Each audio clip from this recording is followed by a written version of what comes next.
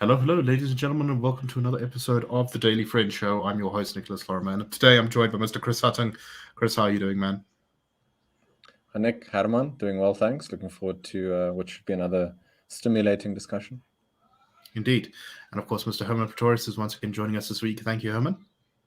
Thank you very much. It's very nice to be here in this location, safe from monkeypox. It's very important to note.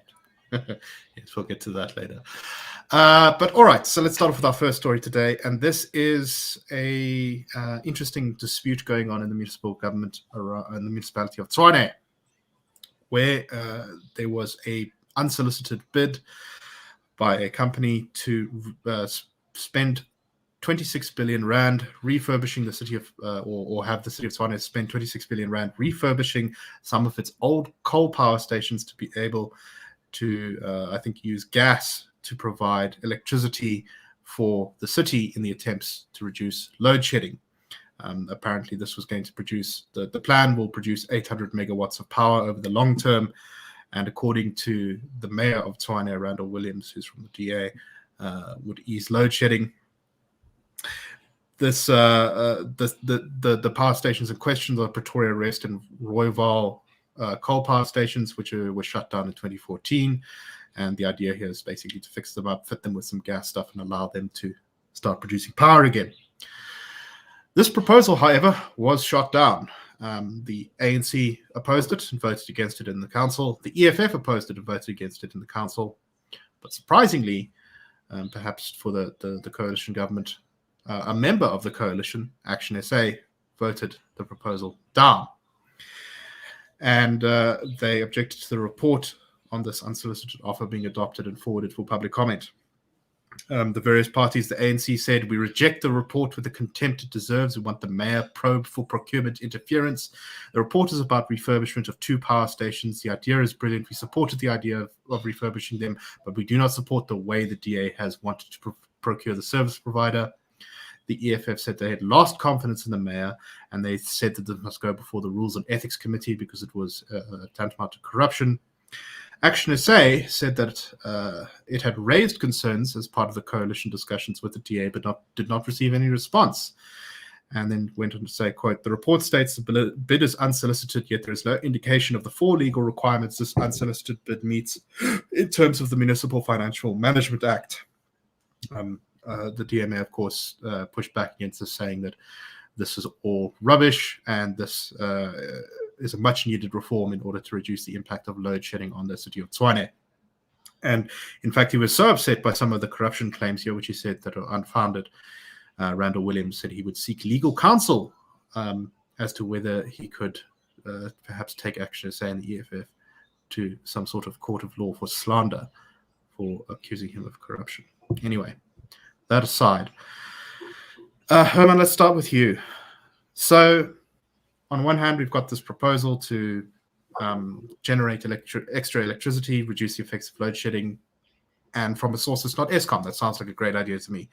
But on the other hand, we've got a lot of rules around procurement in the country to prevent corruption.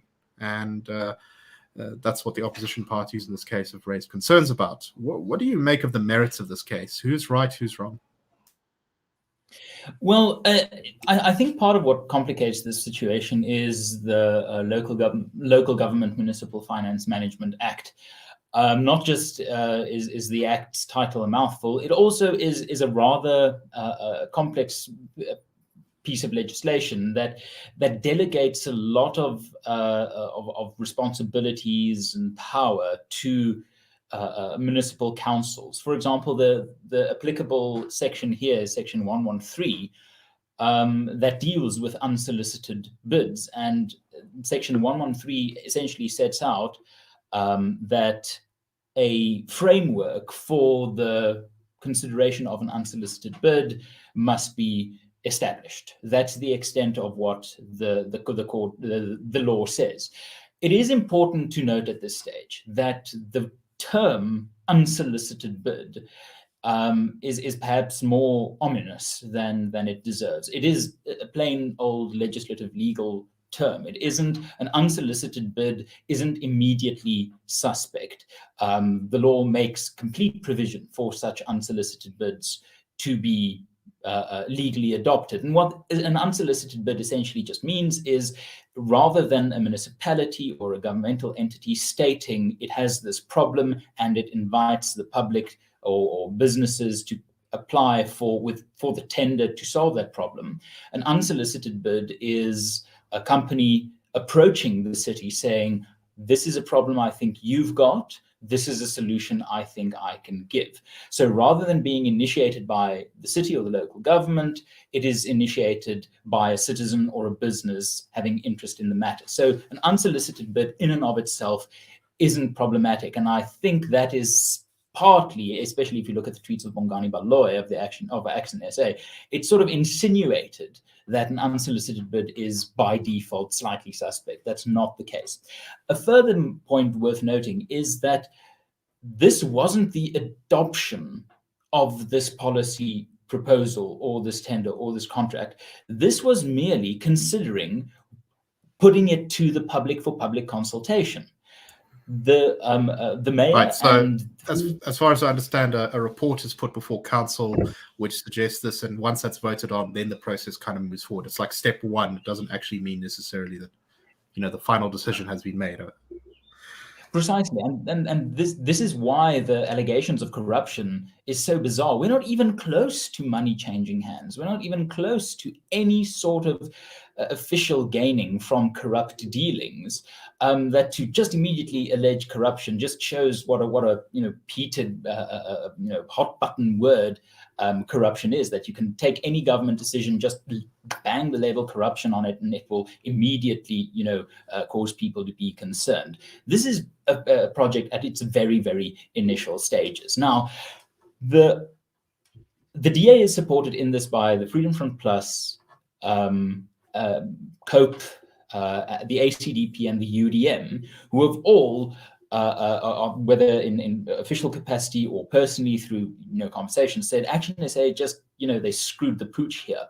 Now, in a deliberate and an objective attempt to investigate ActionSA's claims, it isn't completely without merit, but it does strike one as a sort of an opportunistic barrier being thrown up.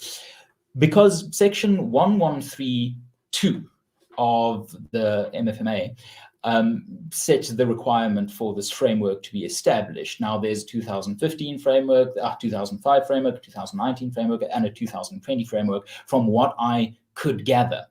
And ActionSA makes the point that this unsolicited bid fails on these four qualifying criteria in terms of Section 113. The product or service offered in terms of the bid is a demonstrably proven, unique, innovative concept. The product or service will be exceptionally beneficial or have exceptional cost advantages for the municipality or municipal entity. 3, the person who made the bid is the sole provider of the product or service. And 4, the reasons for not going through the normal bidding processes are found to be sound by the accounting officer. Now, the problem is, because of the complexity of sort of procurement processes as local government, I haven't been able to verify whether ActionSA's claim is actually accurate. But what complicates their claim is they've said that this is illegal. Now, there's a difference between something being illegal and something being procedurally flawed, especially if it is a very light touch initial step to put something to public consultation. So I must say, this is not a good look for ActionSA. I'm legitimately open to them convincing me that they are right. And for that, we would need to see some further papers, amongst others, of course, the opinion of the accounting officer. But nothing in the hour and 40 minutes recording indicates illegality. Nothing in terms of putting a proposal to public consultation implicates corruption or illegality, and this might very well backfire for ActionSA. It is not a good look to, on the one hand, have all but one of the coalition parties putting forward a plan engaging the public or seeking to engage the public in a plan that could solve load shedding for the city of Tshwane. And on the other side, you've got ActionSA voting with the EFF and the ANC. This is not a very simple case, but it doesn't, to my mind, pass the smell test for the kerfuffle that it caused. The issue of corruption being laid so irresponsibly on the table, I think, is damaging to coalition relations. And I wouldn't be surprised if this backfires massively on ActionSA, which would possibly damage the coalition chances in 2024. Very concerning. So, Chris, I just want your thoughts generally on what Hermann has said and some of the politics of it, but also on the larger point about the Municipal Financial Management Act. So I believe, I think I'm correct in saying, it's a very long time since I read this, that I think Helen Ziller criticized actually the Municipal Financial Management Act as being too onerous in a lot of its procedural requirements, that it has, you have to cross every single T and dot every single I 15 times in order to make a piece of legislation procedurally correct. And there's a good reason for this, which is to try and prevent corruption, to make sure that everything is above board. But the negative side of that is that, well, firstly, it doesn't seem to have prevented much corruption, because the corrupt just tend to ignore these processes anyway. And secondly, when you're trying to do something legitimate, it makes government very slow to act. So it's two very different questions there, but Chris, please, the floor is yours.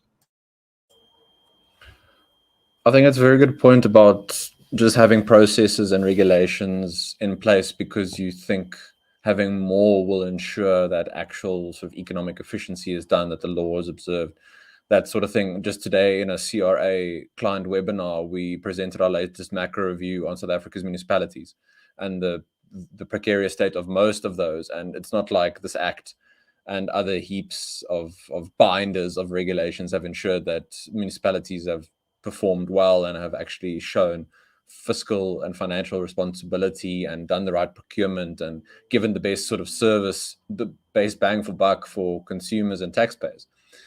So I think you're absolutely right on that point. And I think there's a case to be made that a bit of an obsession with getting, the capable state, the developmental state, the right regulations in place, but not the spirit thereof, and not what is the end point? What are you working towards or working from? What's your basis for your view of a set of regulations? Is it, what's your view of how the state should be conducting its business, sort of thing? So I think that's also important to keep in mind. In terms of the coalitions, I think this is a good reminder for many South Africans in terms of, we talk a lot about how we expect the ANC to go below 50% in 2024, but that doesn't mean automatically that a coalition arrangement in a given municipality will work smoothly and everything will be perfect for 4 years, 4 or 5 years. South Africans should prepare themselves for a lot of this sort of thing, I think, to come up. As Hermann also rightly points out, very open to being convinced of the merits of the case and the sort of arguments and the papers and the financial support thereof, but the way in which it came about, in which it was done, and this context of load shedding, it's interesting that now this is being brought to the forefront, where you could ask, could there have been other ways for ActionSA to bring this up through other channels, to try and bring their concerns to the table, to try and make sure that those concerns, those perhaps legitimate concerns, are taken to heart and are actually implemented in the process going forward. It doesn't, to me, bode well for just taking seriously local governance and getting it right, and trying to get some kind of alternative solutions in for the problems that face South Africans on a daily basis. We're not saying that any particular party in the coalition or a coalition arrangement will solve things overnight,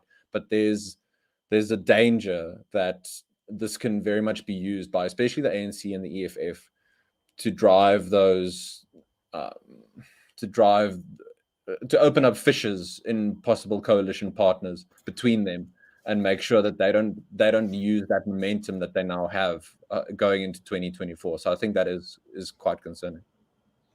Yeah, it's worth remembering that even in the event that the ANC and EFF don't have enough votes to form a coalition government themselves, that they will still likely be the first and third biggest party in parliament, and the opportunity to sort of pick apart their opponents, who will be in many pieces, is quite worrying. And so I think, we need to keep an eye on this. Hermann, any final thoughts before we move on? I think a very insightful comment from Chris is the fact that regulation does not equal improvement. In the latest Auditor General report on the state of municipal governance in South Africa, the province that showed the most progress was the Limpopo province. Western Cape, of course, performed the best in terms of audits, but the province that improved its showing from the previous Auditor General report was Limpopo. And the Auditor General herself praised Limpopo not for new regulations, new sets of rules, but simply actually following up on existing processes of the Premier and the Treasury of the province receiving credit for setting clear guidelines, setting clear targets, and essentially providing good leadership. So we are quite often tempted to say that policy, you've got these three sorts of mechanisms of power. You've got policy, leadership, and law and regulation. But I do think one would find that a combination of leadership and good policy can make things work. A good combination of leadership and good regulations can make things work. But you do need a feasible balance of these three issues. Regulation, legislation in and of itself is an utterly useless tool for change. It needs the voter to be engaged and actually apply political pressure for people in power to make better decisions. Right. And it's all very well and good to require someone to fill in 15 forms to get some money procurement, to spend government money. But if people who break these rules don't get arrested and put in jail, there's no point. So the only rules that exist in many ways are the ones that you enforce, and I think that's a lesson that the ANC has been very bad at taking to heart. Okay, let's move on to. Sorry, Nick. Oh yeah, sure. Go ahead, final Chris. point. Sorry, just not taking for granted the opportunities that coalition parties are going to have to take votes away from the ANC and the EFF before 2024. There shouldn't be an assumption that just because the ANC is declining, it's a given that South African voters are going to vote for either the DA or ActionSA or the Freedom Front. So if you've got these opportunities, even just for optics, you have to get that right. People aren't going to go 100%. And read all the manifestos and that sort of thing. You've got to use these opportunities, and that doesn't mean that you brush things under the carpet if there are legitimate concerns, but then you do it in the right way. So this has to be taken. These optic things have to be taken very, very seriously. No, definitely. And voters don't necessarily follow the minutiae, but they do get a general impression of what's going on based off of a kind of a record. And if this thing becomes habit, then people are just going to look at potential coalition politics and say, everyone's just going to fight, might as well just not vote or vote for the ANC again.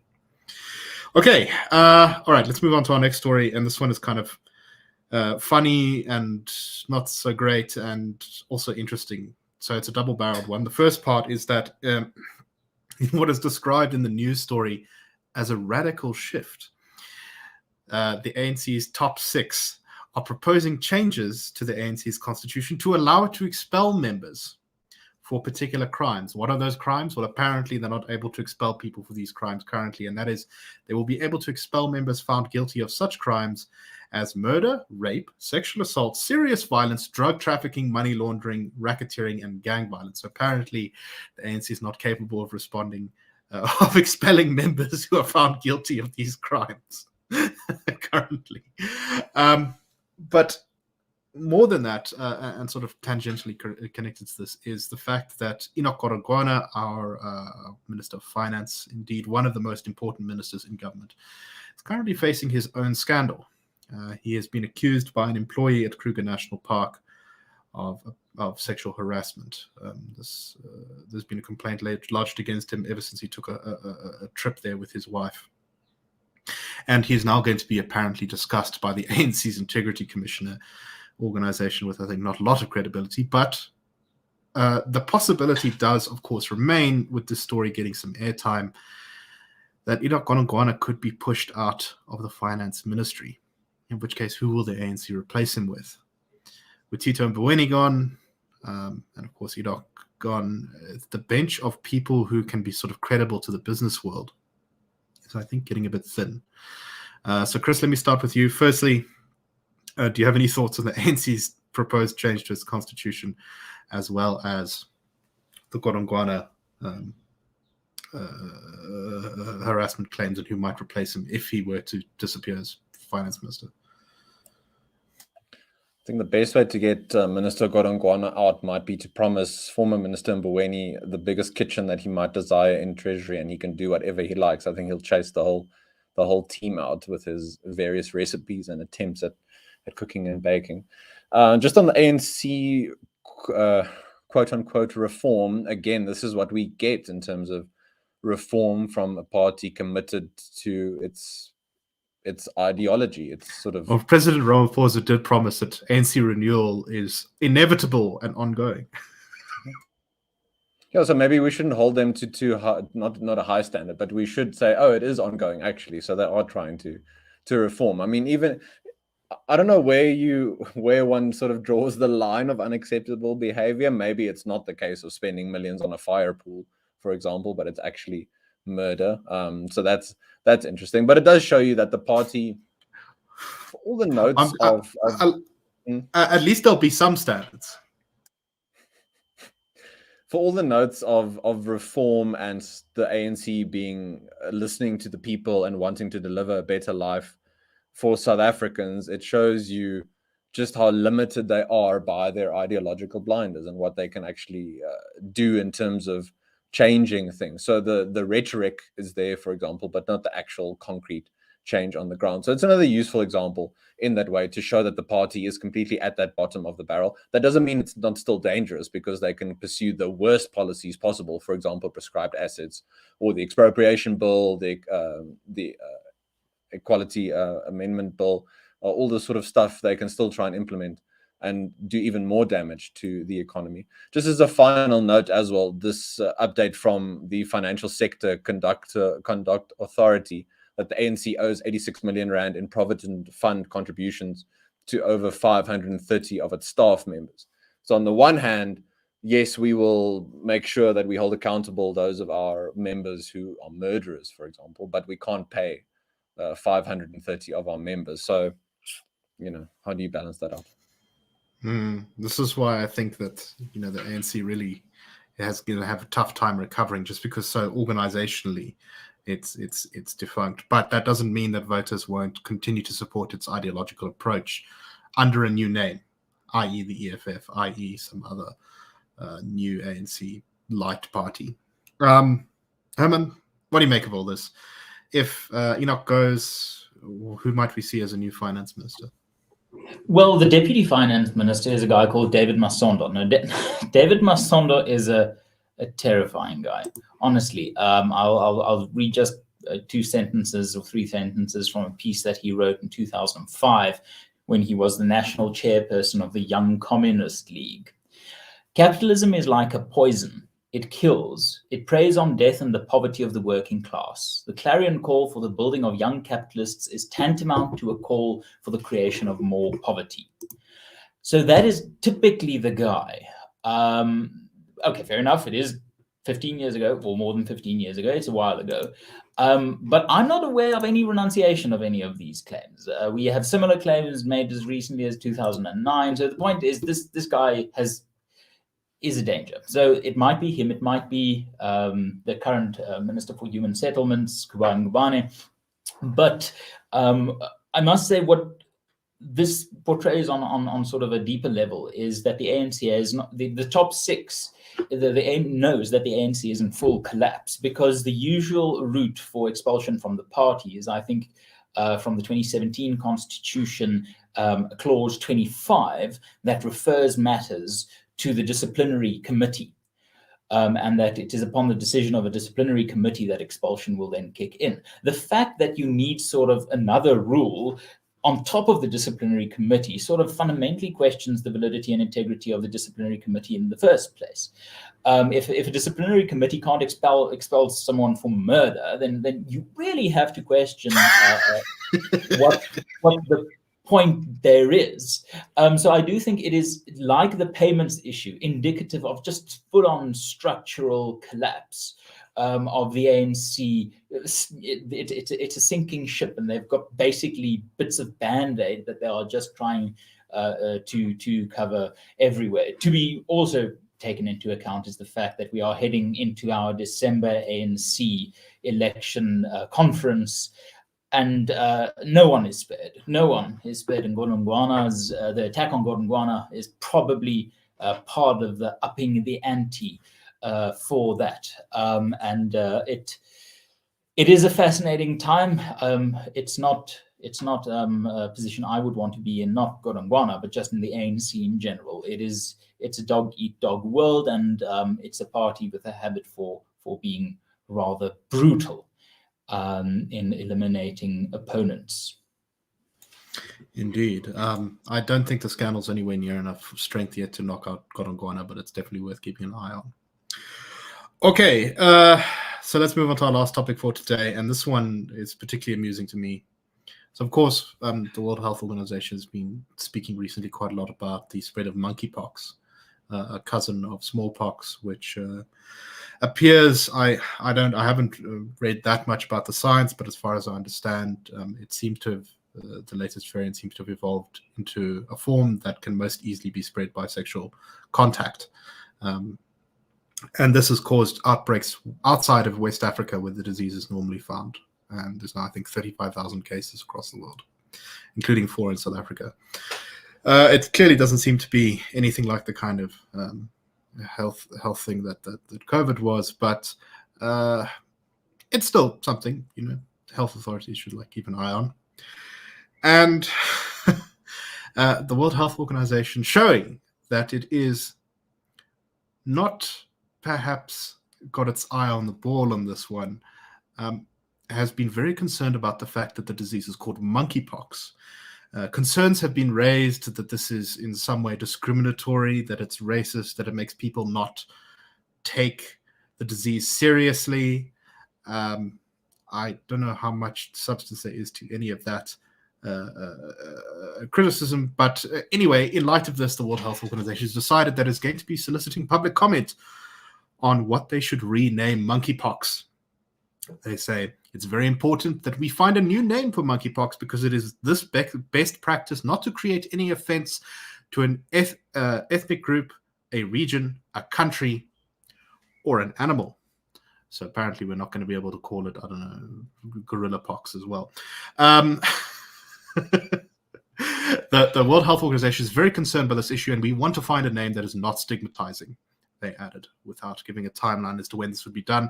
Suggestions have already flowed in from around the world. They range from one given by, I believe, the Harvard Medical School, which is PoxID22, which is, I think, fairly bland. Others have suggested that it be called Poxy MacPoxface, and others have tried to make some kind of political joke by calling it Trump 22. Chris, what do you make of all this? It's almost as though the WHO has learned nothing from the last 2 years in terms of if disease is really as serious as they fear it to be, don't play stupid semantic games. Try and get the data and information out there, and people will adapt their behavior accordingly. When you play these games, then you only serve to undermine the seriousness of what you're purporting is going to take place in the world. So that's all I can really say on that. I mean, I'm not nearly as creative as the two of you in coming up with names, but I just think it's very silly in terms of public health communication 101. They've assured the public, by the way, that they will not come up with a ridiculous name. But this does remind me of that dark feeling I've had for a while, which is that if Earth was threatened by an asteroid, we'd spend all of our time arguing about the racial and gender makeup of the committee to stop the asteroid rather than stopping the asteroid. Herman, your thoughts on this? Well, I think there might actually be a bit of a debate on the pronouns of the asteroid first. They, them, ze, them, whatever. Well, there'd also be a group of environmentalists saying that it would be wrong to interrupt a natural process, such as the extinction of the human race. Yes, but I must say this is, for example, there's a disease called the Ross River fever. I've never met an ill person and think, my goodness, are you the Ross River, or how does the Ross River feel about this? The idea is utterly bizarre, and I think Chris hits the nail on the head when he says, if you want to be taken seriously, don't use, American Idol or X Factor as the basis for policy making. I mean, SMS now and help Simon Cowell decide. It really is moronic, and it undermines the credibility. I mean, the World Health Organization could be useful. There's sort of within the framework of possibility, like the UN, they might be useful in some conjunction. But this is not the way to get there. This is precisely why I don't believe in any New World Order conspiracies. The UN is not capable of running a New World Order. Yes, I mean, this is the strongest argument against any government conspiracy, is talk to people in government. These people are fundamentally unserious. It's like the Teletubbies might have a better shot at, curing the poverty with tubby custard than any of these morons getting, power and using it for nefarious ends. Okay. Oh dear. Anyway, on that note, I think we have to end for today. So thank you very much for watching. We hope that you enjoyed the show. If you want the Institute for Race Relations to come speak to your community, please send an email to events@irr.org.za. And we'll see what we can set up with you. Anyway, hope that you had a good one. Please like the video. Please subscribe to us. Please leave us good podcast reviews. And we'll see you tomorrow on the Daily Friend Show. Cheers, everyone.